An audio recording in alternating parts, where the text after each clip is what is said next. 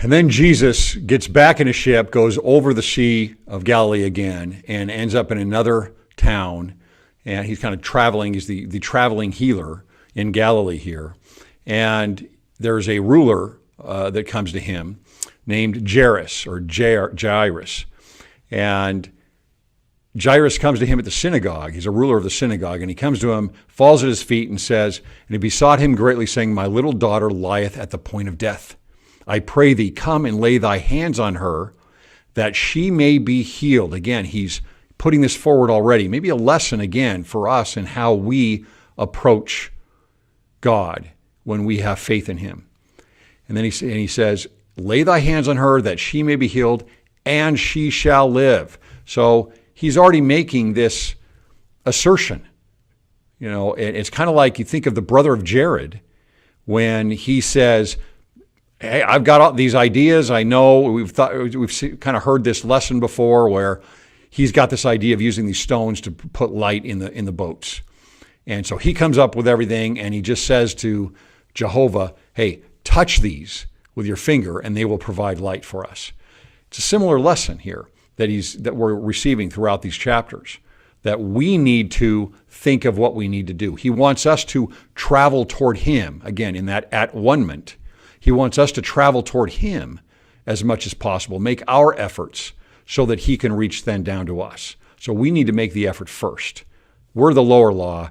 That's where we start. And on the way, there's a woman who is diseased with an issue of blood 12 years. She's got a blood problem, let's just say. And as he's passing by, she reaches out and symbolically grabs his hem. It has something to do with probably his priestly raiment, his priestly garment that he is wearing, probably. And that's it. And he feels this pull out of her. So she doesn't even ask in this case from him.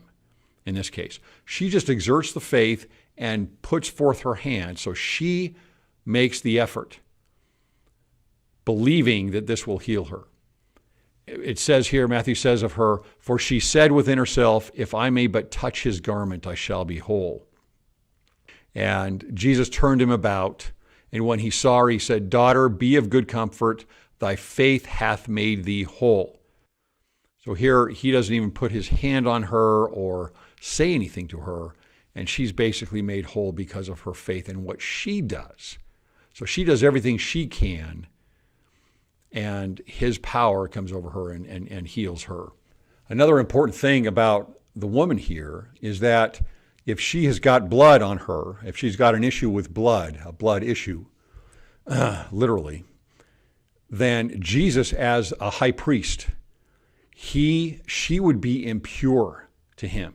He is not allowed to be around based on the laws at the time. He would not be allowed to be around her, and that's probably why she may not come right up to him and approach him. And if she's really got this problem, she is impure. And so she, instead of grabbing even his arm or anything else, that might be why she just comes and grabs his hem, the hem of his robe. So then he comes to the ruler Jairus's home, and everyone there is weeping over his daughter, who is apparently dead. And he says, "Why are you all worried about this? She's not dead." And they laugh at him for bringing this up. But it says here in verse 41, he took the damsel by the hand and said unto her, "Talitha cumi," which is being interpreted, "Damsel, I say unto thee, arise." And straightway the damsel arose and walked. And so that is basically how the chapter here ends, and how the lesson of mostly Matthew 8 and 9 ends, is with this daughter. And we have all these other healings, but here is the great healing of this grouping with the daughter of Jairus